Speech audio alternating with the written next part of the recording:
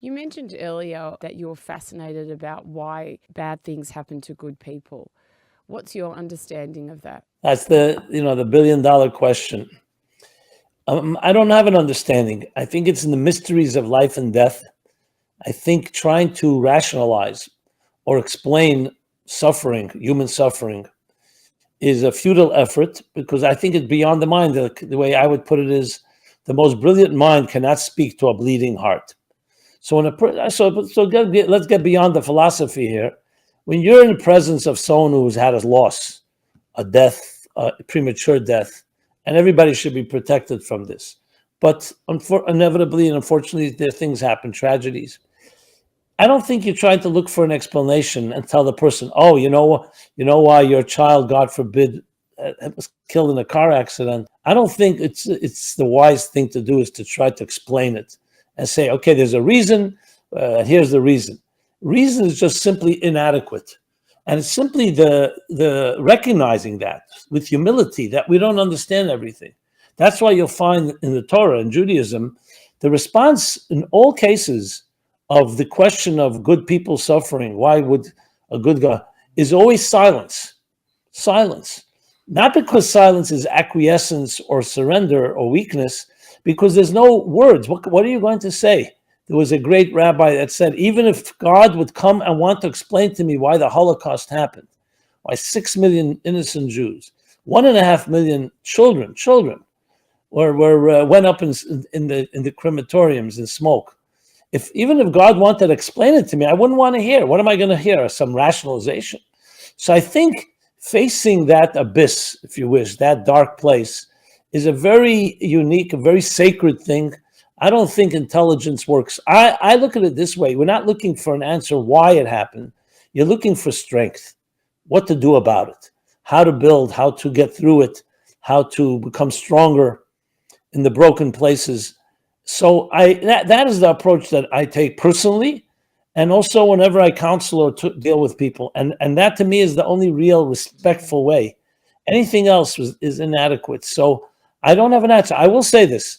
When Job, the great suffering Job in the Bible, confronts God for his suffering and says to God, why? Why should good people suffer? And there's one verse that really always, I don't know, for some reason it speaks to me. Hopefully it'll speak to you and to your listening audience. And God says to him, you asked me that question, were you there when I created heaven and earth? In other words, the beginning of it all, the plan, that you asked me that question. Essentially paraphrasing that, I would say, God is saying, you asked me why there's death, but do you ask me why there's birth? You ask me why there's sadness. Do you ask me why there's joy? You ask me why there's suffering, but you ask me why there's life. In other words, we bring up the questions when things aren't working the way we'd want them to work, but we rarely ask the question when things are going well. Because that we expect and we take that for granted.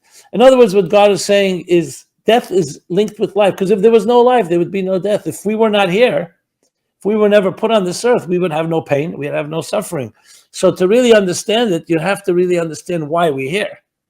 And that, in that bigger mystery, we can begin to somewhat address this issue. And what I see, people who have suffered greatly and have come through it well, strong, there are people who are devastated by it, obviously. There's one consistent thing. In words of Viktor Frankl, they had deeper meaning in life. There was some type of meaning, some deeper purpose that didn't let them, that didn't cause less suffering, but it gave them an additional resource, additional tools to be able to transcend even their pain by recognizing there must be deeper purpose to life, and allowed them to forge ahead and become stronger despite their loss. How does one find deeper meaning and purpose in their life? Well, you begin by asking the question, by not allowing yourself to be distracted by all our petty and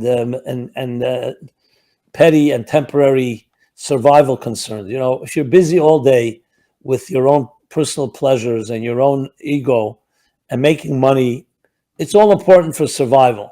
But you need to make time for your soul. You need to make time for asking this very question, why am I here? I find that most people just don't give it the time because either they get too busy, too distracted, too overwhelmed by other responsibilities, sometimes good responsibilities, frankly, family issues or livelihood, providing for themselves, for their families. But the bottom line is you get so busy. It's like who is it, John Lennon, that said that life is what happens to you while you're busy making other plans. So things just take over, and then your life becomes a life of routines, and it's very hard to get out of that rut.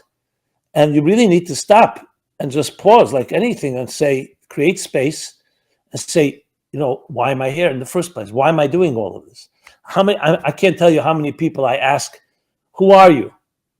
Who are you?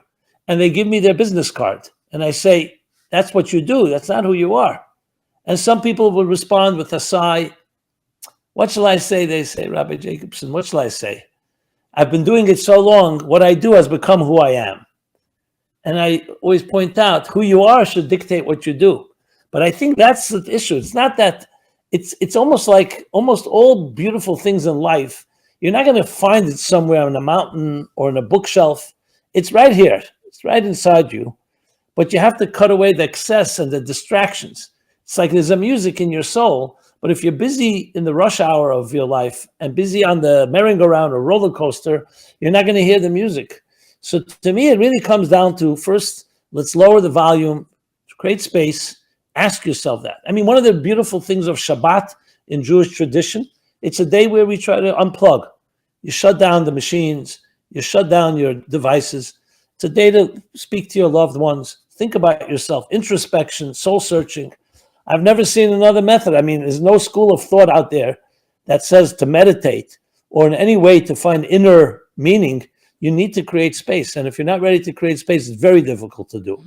Now, unfortunately, talking about loss, it's often a loss or a disruption of our comfort zones that is the catalyst for deeper introspection. When things are going well, we always say, hey, there's always tomorrow. I don't need to do anything.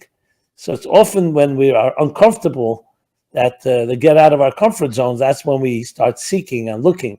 That's when people start asking for meaning. I can tell you, I run a Meaningful Life Center.